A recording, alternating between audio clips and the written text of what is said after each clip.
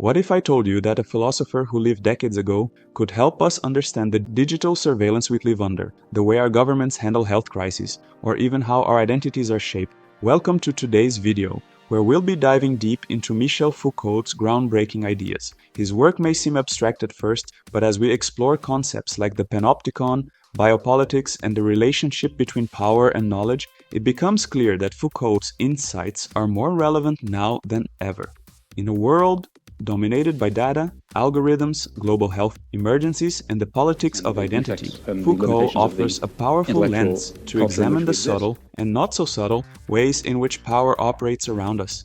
So let's break down the major reasons why Foucault's ideas have never been more relevant.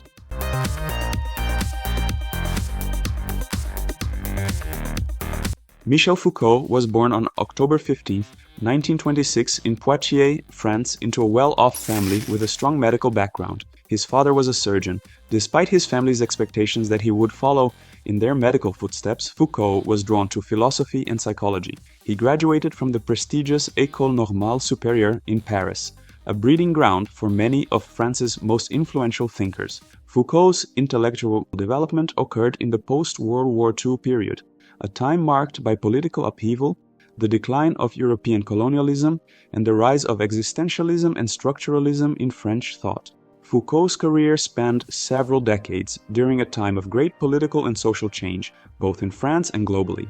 The 60s and 70s, particularly in France, were a period of intellectual ferment, with the May 1968 student uprisings serving as a catalyst for questioning authority and institutional power.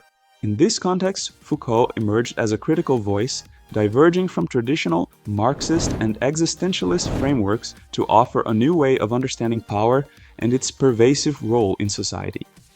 His work is characterized by historical analysis, often referred to as genealogies, that trace the development of social practices, institutions, and discourses. Foucault was also politically engaged, participating in various movements that advocated for marginalized groups, such as prisoners and LGBTQ+.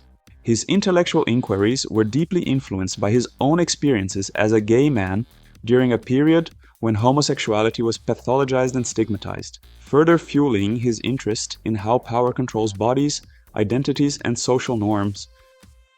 Michel Foucault's concept of the Panopticon is one of his most iconic ideas, originally envisioned as an architectural design for an ideal prison where inmates are always visible to a central watchtower but can never know when they are being observed. Foucault saw this structure as a metaphor for modern disciplinary societies, where surveillance becomes a tool of control. Today, this metaphor has taken on new life in the digital age, where our activities, both online and offline, are constantly monitored. Governments track our movements through surveillance cameras, facial recognition technology, and GPS data, while corporations gather information about our habits, preferences, and interactions through social media. The scale of modern surveillance far surpasses anything Foucault could have imagined. In the past, surveillance was limited by the physical proximity of watchers and the watched. Today, with the rise of digital technology, surveillance is ubiquitous and invisible, often conducted without our knowledge or consent. Social media platforms like Facebook and Instagram collect data on what we share and like, and also track our scrolling patterns, time spent on posts, and even private conversations. This data is then sold to advertisers and used to tailor content to influence our decisions and behavior. We live in a world where surveillance has become a pervasive part of everyday life, subtly shaping our choices, actions, and even beliefs. Foucault's insights help us understand how surveillance is not just a passive collection of data, but an active force that shapes how we behave. When we know we are being watched, we tend to self-regulate our behavior to conform to social norms or expectations. The fear of being constantly monitored can lead to censorship of our thoughts and actions, even if we are not aware of it. In this sense, Foucault's Panopticon has become a reality in the digital age, where the pressure to conform and regulate ourselves is amplified by the omnipresence of surveillance technology. His work encourages us to question how much control we truly have in a world where surveillance has become a fundamental part of the social fabric. Foucault's famous assertion that knowledge is power goes beyond the simple idea that those who have access to knowledge can exert control over others. For Foucault, knowledge and power are deeply intertwined. Those in power control not just what is known, but how it is known, shaping entire systems of thought and belief. In his work, he explores how institutions like prisons, schools, and hospitals define what is considered true or false, normal or deviant, healthy or sick. This relationship between power and knowledge is crucial in understanding how societies are governed and how social norms are established. With the advent of the internet and social media, knowledge is more accessible than ever before, but it is also more easily manipulated. Misinformation and fake news have become powerful tools in shaping public opinion, often serving the interests of those in power. Political figures, corporations, and even entire governments have weaponized knowledge by controlling the narrative, whether it's about public health, climate change, or social justice issues. Foucault's work prompts us to question the sources of the knowledge we consume and the power dynamics behind them. Who decides what gets published, what is emphasized, and what is hidden? In an age where algorithms dictate what information we see and when we see it, we must be vigilant in recognizing how power operates through these systems. By critically examining the relationship between power and knowledge, we can begin to resist the passive consumption of information and engage more actively in seeking out diverse perspectives and questioning dominant narratives. Foucault's ideas offer a framework for this critical engagement, challenging us to see knowledge not as neutral, but as a form of power that must be scrutinized. One of Foucault's most enduring contributions is his exploration of how social norms shape and regulate individual identity. According to Foucault, social institutions such as prisons, schools, and hospitals play a central role in defining what is considered normal and deviant. These institutions enforce norms that dictate how individuals should behave, think, and even feel. Foucault's work sheds light on the ways in which power operates through the establishment of norms, often constraining individuals' ability to define themselves outside of socially sanctioned categories. In today's world, the regulation of identity is more complex than ever. Issues of gender, sexuality, race, and other aspects of identity have become central to social and political discourse. Foucault's analysis of how norms are constructed and maintained is especially relevant in the context of movements advocating for LGBTQ+ rights and gender inclusivity. Social media platforms, for example, are both spaces for the expression of diverse identities and tools for reinforcing normative behaviors. The pressure to conform to certain social expectations, even in spaces that claim to celebrate diversity, remains strong. Foucault's work encourages us to think critically about the ways in which identities are formed and regulated by power structures.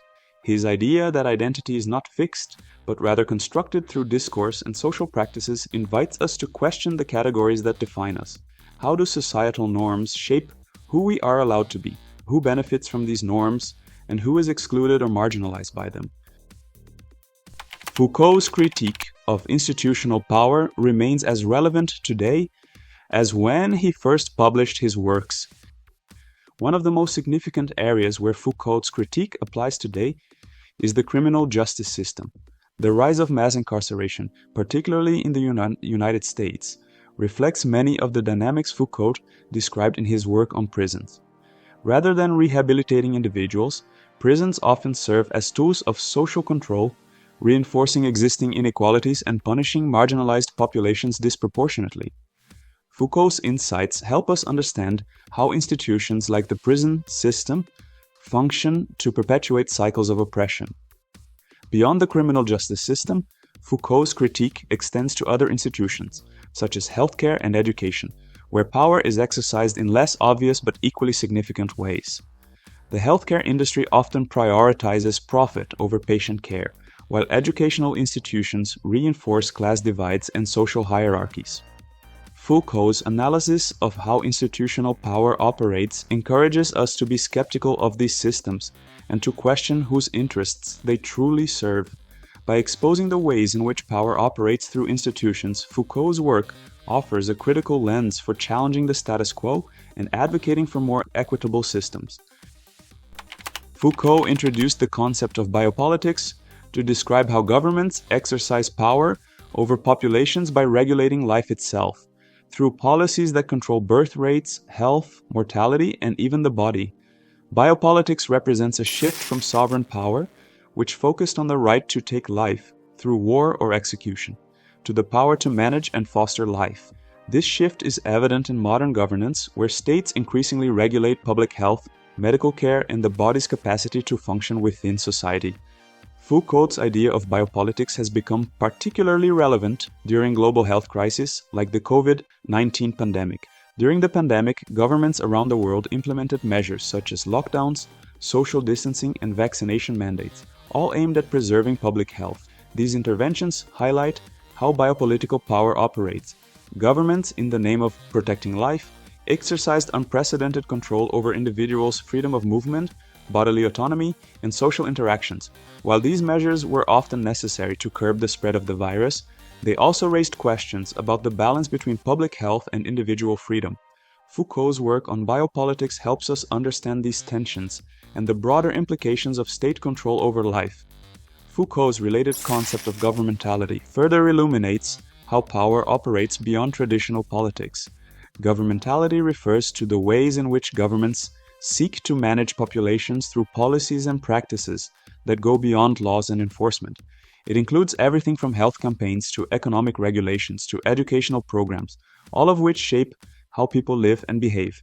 In the context of the pandemic, for example, governmentality manifested in the form of public health messaging, contact tracing apps, and even the social pressure to comply with public health guidelines. Foucault's framework encourages us to critically examine how these measures, while often framed as benevolent, serve as mechanisms of power that regulate life and behavior in profound ways. In his later work, Foucault turned his attention to neoliberalism, a market-driven ideology that has reshaped societies and economies around the world. Neoliberalism emphasizes individual responsibility and competition, often at the expense of collective welfare and public services. Foucault's analysis of how neoliberalism operates highlights the ways in which this ideology reshapes subjectivity, governance, and social relations. Under neoliberalism, individuals are increasingly expected to manage their own lives as economic projects, constantly striving to improve their human capital in a competitive marketplace. The effects of neoliberalism are evident in many aspects of contemporary life, from the gig economy to the privatization of public services. As public institutions such as healthcare, education, and housing are increasingly privatized, individuals are left to navigate complex systems on their own, often without adequate support. Foucault's work helps us understand how neoliberalism shifts the responsibility for social welfare from the state to the individual, effectively dismantling collective support systems and reinforcing economic inequality. Foucault's critique of neoliberalism is particularly relevant in the context of globalization, where market-driven policies dominate global politics and economics. The rise of multinational corporations, free trade agreements, and austerity measures reflects the neoliberal emphasis on profit and competition. Foucault's analysis offers a valuable framework for understanding the consequences of these trends, from the erosion of workers' rights to the commodification of everyday life. His work challenges us to think about the ways in which neoliberalism shapes not only our economies, but also our identities and relationships, encouraging us to resist the logic of the market and imagine alternative ways of organizing society. Foucault's relevance today stems from his ability to critically examine the mechanisms of power and control that permeate modern society. His insights into surveillance, biopolitics, institutional power, and the construction of knowledge and identity offer powerful frameworks for understanding contemporary issues. As society grapples with the complexities of the digital age, public health crises, and the ongoing influence of neoliberalism, Foucault's ideas continue to provide essential tools for critical analysis and social critique. So, what do you think? Is Foucault more relevant than ever? Or do his ideas need rethinking? His work provides us with essential tools to question the systems of power, knowledge, and control that shape our lives, whether it's the surveillance of our digital lives, the enforcement of social norms, or the way institutions govern us. If you found this discussion insightful, don't forget to like the video, subscribe, and hit the notification bell so you won't miss our next deep dive into critical theory and philosophy. Leave your thoughts in the comments below. How do you see Foucault's ideas playing out in your life or in the world around us? Thanks for watching, and I'll see you in the next video.